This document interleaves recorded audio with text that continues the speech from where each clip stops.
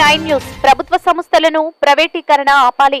కర్నూలు జిల్లా కోసిగి మండలం ప్రజాస్వామ్యంలో ప్రజలు ప్రేక్షక పాత్రలో ఉండాలని, ఆయా పార్టీలను గుర్తు చేయాలని, అసమానతలు లేని సమాజం కోసం నిరంతరం కృషి చేయాలని మానవ హక్కుల ఐక్యవేదిక రాష్ట్ర అధ్యక్షులు యూజీ శ్రీనివాసులు పేర్కొన్నారు. కోసిగి మండల కేంద్రంలో కరపత్రాలు పంపిణీ చేస్తూ విలేకరుల సమావేశంలో మాట్లాడుతూ పౌరుల విద్య, వైద్యం బాధ్యత ప్రభుత్వమే వహించాలి. నూతన విద్యా విధానాన్ని రద్దు చేయాలి.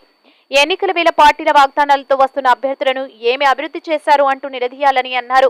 ఈ కార్యక్రమంలో మానవ హక్కుల ఐక్యవేదిక జిల్లా అధ్యక్షులు కె ఉరుకుందప్ప, తిక్కయ్య తదితరులు పాల్గొన్నారు. MG9 న్యూస్ తో మంత్రాలయం ఇన్ఛార్జ్ తిమారెడ్డి.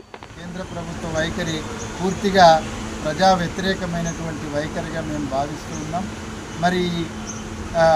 మరి స్వతంత్రంగా ఉండాల్సినటువంటి వ్యవస్థల్ని వాడుకొని వాటిలో ముఖ్యంగా ఈడీ కావచ్చు, సిబిఐ కావచ్చు, అట్లాగే ఇన్కమ్ ట్యాక్స్ అధికారులు కావచ్చు, వీళ్ళను వాడుకొని వాళ్ళను భయపెట్టి మరి ఆ యొక్క ప్రాంతీయ పార్టీలని తమ వైపు తిప్పుకోవడానికి కూడా ప్రయత్నం జరిగింది.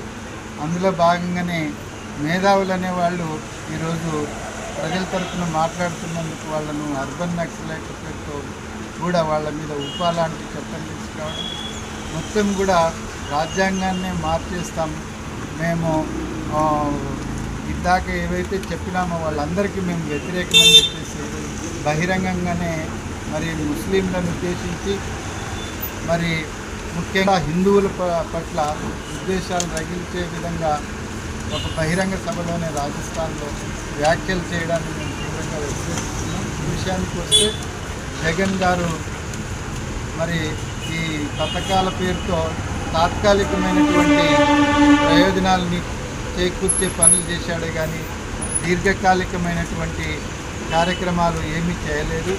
ముఖ్యంగా డిఎస్సి లాంటి వాటిని ప్రతి సంవత్సరం మరి ఉద్యోగంకి సంబంధించినటువంటి జాబ్ క్యాలెండర్ ప్రవేశపెడతానని చెప్పాడు కానీ ఆచరణలో దాన్ని అమలు చేయలేదు.